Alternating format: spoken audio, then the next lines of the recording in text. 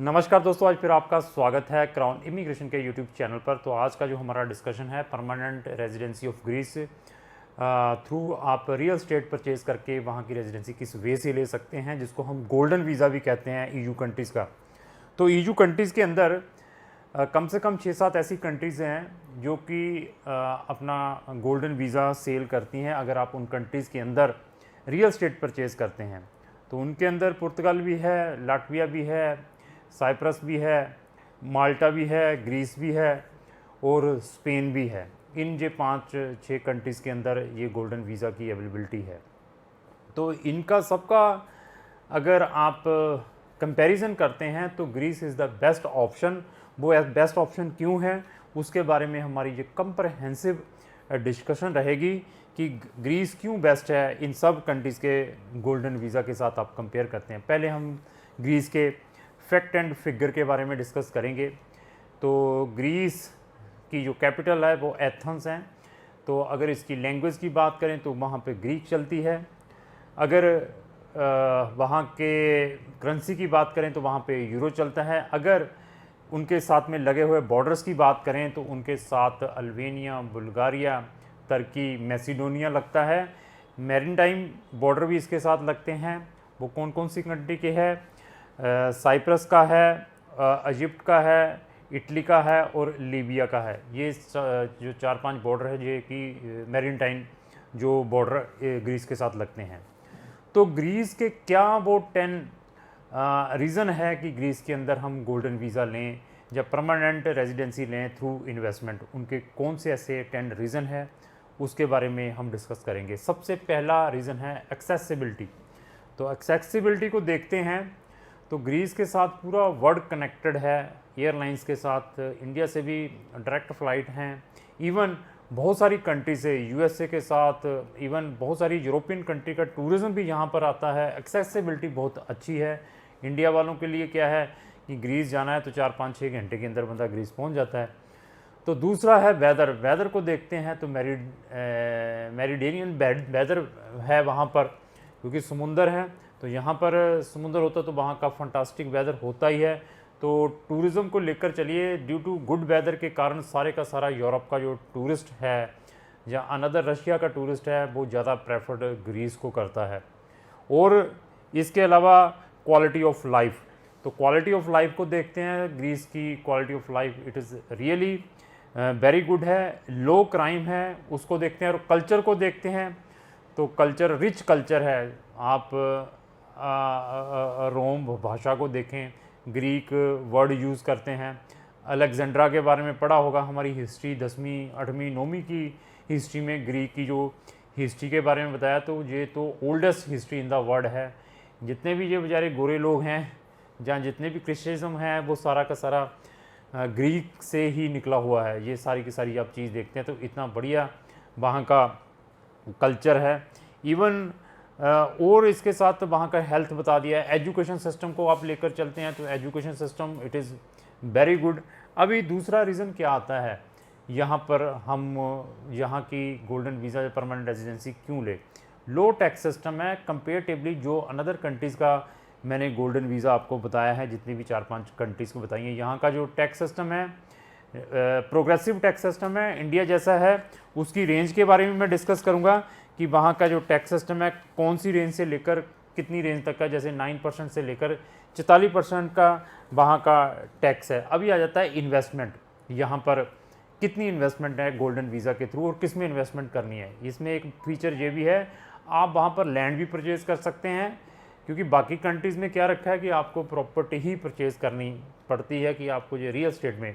तो वहाँ पर डिफरेंट टाइप का सिस्टम है। अगर आप अर्बन में परचेज़ करते हैं तो उसकी इतनी वैल्यू होनी चाहिए, अगर आप रूरल में परचेज़ करते हैं तो उसकी इतनी वैल्यू होनी चाहिए, अगर रेनोवेशन वाली परचेज़ करते हैं तो इसकी ये वैल्यू, इतनी बहुत सारे प्रिकॉशंस लेने पड़ते हैं अनदर कंट्रीज़ में। और यहाँ पे बेनिफिट क्या है, आप रियल स्टेट कहीं पे भी परचेज़ कर सकते हैं, इवन लैंड भी परचेज़ कर सकते हैं। उसके बेस पर भी आपको यहाँ पर क्या मिल सकता है, आपको परमानेंट रेजिडेंसी जो 5-5 साल की है, फर्दर फिर हर साल वो रिन्यू होती है आपकी टाइटल डीड देखने के बाद कि क्या आपने जो प्रॉपर्टी परचेज़ की है अभी भी एग्जिस्ट है या आपने उसको सेल कर दिया है। और बेनिफिट क्या है, अभी ये लेकर चलिए कि बहुत सारे लोगों का क्वेश्चन आता है, सर हम डायरेक्टली माइग्रेशन चाहते हैं स्कैंडिनेवियन कंट्रीज़ की, बहुत कॉस्टली कंट्रीज़ हैं, फिनलैंड, डेनमार्क, नॉर्वे, जितनी भी ये कंट्री है, स्वीडन हुआ, तो वहाँ पर डायरेक्टली माइग्रेशन लेना it is very very difficult under investment program. Even France की बात करें, इवन मैं ग्रीस की बात करूँ, ग्रीस की कह दिया, इसकी जर्मनी की बात करूँ, लग्जमबर्ग की बात करूँ, नीदरलैंड की बात करूँ, तो वहाँ पर अगर आपने directly temporary residency under investment program लेनी है तो बहुत ही टफेस्ट है। अगर आप ये गोल्डन वीज़ा ले लेते हैं, उसके थ्रू क्या है कि आपको पूरे शेंगन की एक्सेसिबिलिटी है, तो यहाँ पर तो आपकी ये मेंटेन है 5 साल की जो मिल गए। उसके बाद आप वहाँ पर कोई छोटा काम स्टार्ट करके बीइंग ए परमानेंट रेजिडेंसी है ईयू कंट्री के, तो अगर आप किसी और ईयू कंट्री में जाकर कोई अपना बिजनेस स्टार्ट करते हैं तो that is easiest way to enter in that Schengen country, किसी भी शेंगन कंट्री में। तो उस वे से आप अनदर शेंगन कंट्रीज़ में इंटर कर सकते हैं। वहाँ पर आप कोई स्मॉल बिजनेस स्टार्ट करके या वहाँ पर जॉब फाइंड आउट करके अपनी रेजिडेंसी उस कंट्री की भी ले सकते हैं। अगर आपको लगता है कि उस कंट्री में मैं अच्छा सेटल हो गया है, अभी मैंने उसी कंट्री के अंदर रहना, चाहे जर्मनी या फ्रांस या स्कैंडिनेवियन या नॉर्डिक स्टेट के अंदर, तो यहाँ की प्रॉपर्टी परचेज़ करके फिर वहाँ चले जाओ। तो क्योंकि ये तो प्रॉपर्टी है, प्रॉपर्टी के थ्रू आपको रेजिडेंसीज मिल रही हैं, तो ये भी एक बहुत बड़ा बेनिफिट है। केवल आप शेंगन कंट्री को एक्सेस नहीं करते, यूरोपियन कंट्री को एक्सेस कर सकते हैं।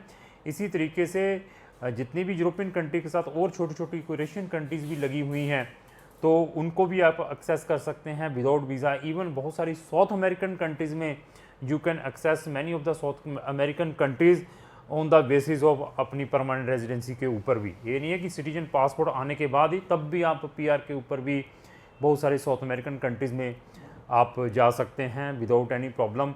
हमारे पास बहुत सारे ऑप्शंस हैं। जब आप ग्रीस का किसी भी शेंगन कंट्री का गोल्डन वीज़ा ले लेते हैं, तो मैं आगे से आगे आपको फीचर बढ़िया से बढ़िया बता सकता हूँ कि आगे से आगे आप क्या कर सकते हैं।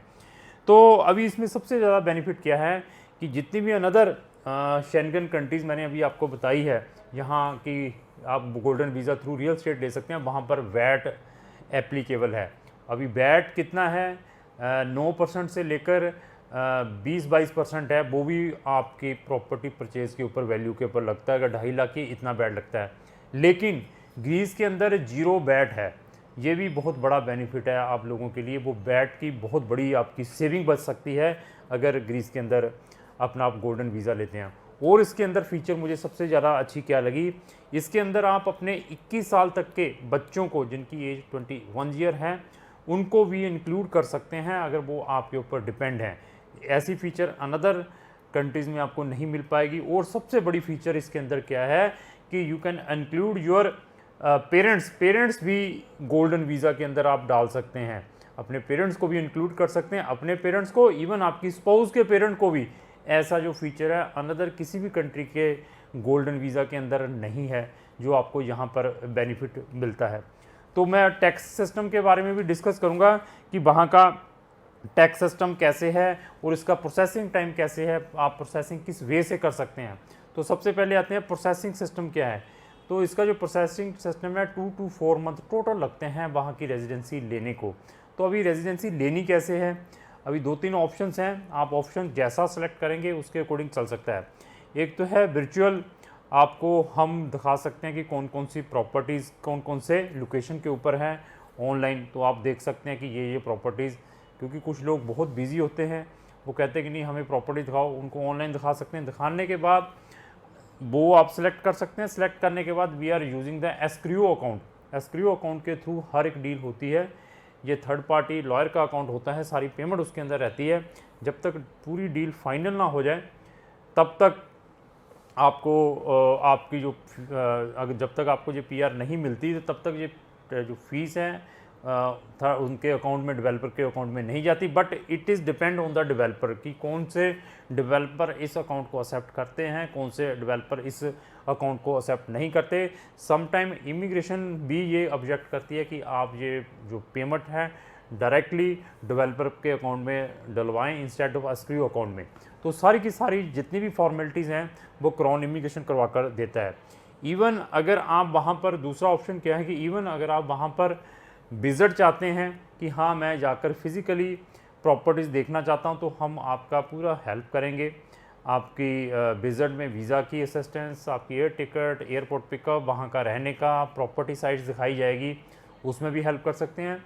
और ऑप्शन क्या है कि अगर आपके रिलेटिव ऑलरेडी EU कंट्रीज़ के अंदर हैं या किसी भी फॉरेन कंट्रीज़ के अंदर हैं, वो चाहते हैं कि उन्होंने वहाँ पे विज़िट करनी है, तो उसमें भी हम आपकी हेल्प कर सकते हैं। तो आपके बिहाफ पर वो भी आपकी प्रॉपर्टी को देख सकते हैं। प्रॉपर्टी सिलेक्ट होने के बाद तो आपको फिर क्या है कि एक पावर ऑफ अटॉर्नी, लॉयर जो सारे का सारा ये काम करता है, देनी पड़ती है थ्रू आपकी रिस्पेक्टिव एम्बेसी, जहाँ से आपने अपना ये गोल्डन वीज़ा अप्लाई करना है। या इंडिया में है तो ग्रीस की एम्बेसी इंडिया में है, लॉयर आपका जो एडवोकेट है, जहाँ जो भी इस डील को सारी को फाइनल करता है, तो वो पावर ऑफ अटॉर्नी ग्रीस से रिस्पेक्टिव एम्बेसी में भेज देता है। एम्बेसी में, ग्रीस एम्बेसी में, वहाँ जाकर आपने साइन करने पावर ऑफ अटॉर्नी, वो वापस चल जाए तो फिर आपने बयाना देना होता है, एडवांस मनी सम, जो भी सेटलमेंट होती है, 20,000 यूरो देने, 30,000 या 50,000 यूरो। उसके बाद फिर प्रॉपर फाइनलाइजेशन होने के बाद प्रॉपर्टी जो भी फाइनल हुई है आपके नाम पे, जब रजिस्ट्री होती है, जब आप विज़िट करते हैं, विज़िट करके भी कर सकते हैं, जहाँ बैठे पावर ऑफ अटॉर्नी के बिहाफ पर भी हो जाएगी, तो सारी रजिस्ट्री सब पेमेंट फाइनल हो जाएगी। उसके बाद वहाँ की गवर्नमेंट आपको रेजिडेंसी परमिशन डॉक्यूमेंट दे देती है। तो फिर यहाँ से हमें वीज़ा अप्लाई करना पड़ता है अपना, डी वीज़ा। तो जब डी वीज़ा मिल जाता है, वहाँ जाने के बाद आपको रेजिडेंसी कार्ड मिल जाते हैं। वहाँ जाकर आपको मेडिकल मैंडेटरी है, मेडिकल की जो कॉस्ट है 250 यूरो पर ईयर की है, डिपेंड है आपकी एज के ऊपर। अगर आपकी स्पाउस है तो उनके बच्चे की एज है तो उसके अकॉर्डिंग आपको ये देना पड़ता है। अभी हम आते हैं यहाँ पे टैक्स सिस्टम के बारे में। टैक्स सिस्टम क्या है प्रॉपर्टी के ऊपर, वहाँ पर जहाँ वैसे क्या एक्सपेंसेस आते हैं। तो सबसे पहले है, मैं ओवरऑल बता दूँ, 5% से लेकर 9% तक के आपके पूरे एक्सपेंसेस आएंगे।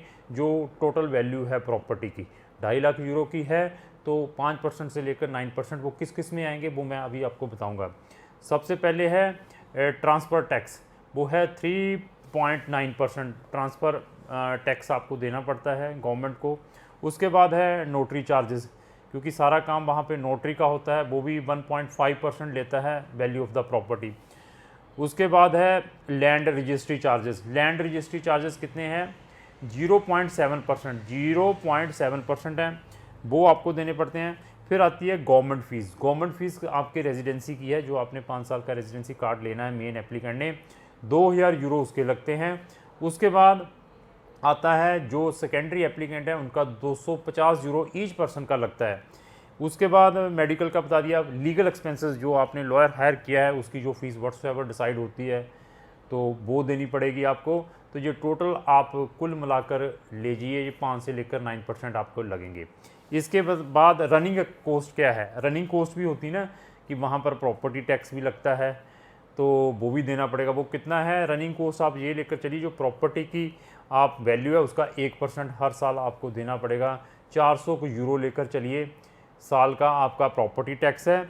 क्यूमुलल एक्सपेंसेस हैं, वो भी आप 500 से 600 यूरो लेकर चलिए। बाकी अगर आप यूज़ कर रहे हैं इलेक्ट्रिसिटी या व्हाट्सएवर, उसको लेकर चलिए। अगर आप ROI भी चाहते हैं, रिटर्न ऑन इन्वेस्टमेंट, उसके भी ऑप्शंस हैं कि आपका जो अपार्टमेंट है व्हाट्सएवर है वो कितने में रेंट में जा सकता है, तो वो भी आपको मिल सकते हैं। अगर आप चाहते हैं कि हाँ आपने खुद जाकर रहना है, तो आप खुद भी रह सकते हैं। तो और इसमें बेनिफिट क्या है, यहाँ पर नो कैपिटल गेन टैक्स है, कि अगर आपने प्रॉपर्टी परचेज़ करते हैं, करने के बाद उसको बेच देते हैं, उसके ऊपर कोई प्रॉफिट आता है, तो उसका भी टैक्स कोई नहीं है।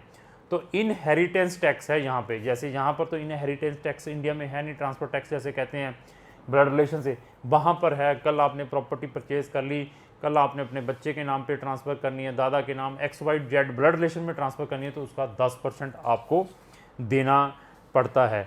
इसके बाद आ जाता है जब आप वहाँ पर पहुँच गए, पहुँचने के बाद कुछ लोग कहते हैं कि सर हमें यहाँ पर परमानेंट रेजिडेंसी भी लेनी, वो किस वे से ले सकते हैं? परमानेंट अगर रेजिडेंसी आपने लेनी है तो आपको वहाँ पर कम से कम 7 साल रहना पड़ेगा। 7 साल अगर वहाँ पर रहते हैं तो आप एलिजिबल हैं परमानेंट रेजिडेंसी के लिए, तो आप गवर्नमेंट को टैक्स पे करते हैं। दूसरा ऑप्शन ये है कि अगर आपके बच्चे वहाँ पर एटलीस्ट 7 साल से लेकर 9 साल पढ़ते हैं, चाहे स्कूल में चाहे प्राइमरी में, चाहे सीनियर सेकेंडरी स्कूल में, चाहे यूनिवर्सिटीज़ में उसका ड्यूरेशन 7 से 9 ईयर का है, तो तब भी आपके बच्चे परमानेंट रेजिडेंसी ले सकते हैं। अभी क्वेश्चन आता है कि सर बच्चों का एजुकेशन सिस्टम क्या है। वहाँ पर ब्रिटिश और अमेरिकन बहुत सारे प्राइवेट इंस्टीट्यूशन है, मोर देन आपको 15-20 से ज़्यादा स्कूल्स मिल सकते हैं। उनकी मैं इन्फॉर्मेशन भी प्रोवाइड कर दूंगा आपको कि ये स्कूल्स हैं। उनकी ईयरली फ़ीस 5000 यूरो से स्टार्ट होकर 12,000 यूरो की है, डिपेंड आपने कौन से स्कूल में अपने बच्चे को डालना है। ये सारी की सारी जो फीचर हैं क्राउन इमिग्रेशन आपको प्रोवाइड करेगा। और मैंने फिर बता दिया this is the best option है, गोल्डन वीज़ा ऑफ ग्रीस, उसके फीचर भी बता दिए। तो अगर आप ग्रीस का गोल्डन वीज़ा लेना चाहते हैं या वहाँ की कोई प्रॉपर्टी देखना चाहते हैं, मैं आपको प्रॉपर्टी के पूरे प्रेजेंटेशन भी भेज दूंगा, आप देख सकते हैं। फिज़िकली विज़िट चाहते हैं वो भी मैं करवा दूंगा आपकी सारा स्टेटस देखने के बाद। तो हमारे पास बहुत सारे ऑप्शंस हैं वहाँ पे ग्रीस के अंदर। इसी तरीके से एक मेरे पास बहुत बढ़िया ऑप्शन है जिसका नाम है SPRP, special purpose residency permit. SPRP, special purpose residency permit, ये भी ग्रीस के अंदर है। तो ये किन के लिए एप्लीकेबल है, जो प्रोफेशनल के लिए या जो फाइनेंशियली इंडिपेंडेंट हैं उनके लिए ये बहुत ही बढ़िया रेजिडेंसी परमिट है। इस परमिट को मैं पुर्तगाल के D2 वीज़ा के इक्विवेलेंट मानता हूँ। ये भी अंडर सेल्फ एम्प्लॉयड कैटेगरी, अगर आप एंटरप्रेन्योर हैं, वहाँ पर जाकर कोई बिजनेस स्टार्ट करना चाहते हैं, उस वे से ले सकते हैं। जहाँ आप हाईली क्वालिफाइड हैं, आपने जाकर वहाँ पर कोई बिजनेस स्टार्ट करना, उस वे से ले सकते हैं। जहाँ आप हमें कोई इनकम बता दीजिए कि आप महीने का 2000 यूरो क्रिएट कर सकते हैं। जैसे बहुत सारे IT प्रोफेशनल सर्विसेज प्रोवाइड करते हैं अपने क्लाइंट्स को, तो उनकी इनकम इंडिया में आती है। अगर वो इनकम आप ग्रीस के अंदर दिखाते हैं 2000 यूरो तक की, तब भी आपको ये स्पेशल रेजिडेंसी परमिट ग्रीस का मिल सकता है। तो ये जो वीडियो है ये मेरी कमिंग वीडियो रहेगी SPRP के ऊपर। तो इस वीडियो को भी देखना चाहते हैं तो आप मेरे चैनल के साथ जुड़े रहें। तो मेरी हर एक पर्सन से रिक्वेस्ट है कि मैं अपने चैनल पर इस टाइप की इन्फॉर्मेटिव वीडियो डेली डालता रहता हूं। अगर आप डेली इस टाइप की इन्फॉर्मेटिव वीडियो देखना चाहते हो तो मेरे चैनल को सबसे साथ में लगे बेल आइकन को जरूर पुश करें। अगर आपको जो मेरी वीडियो अच्छी लगी इसको लाइक एंड शेयर करना ना भूलें। Thank you.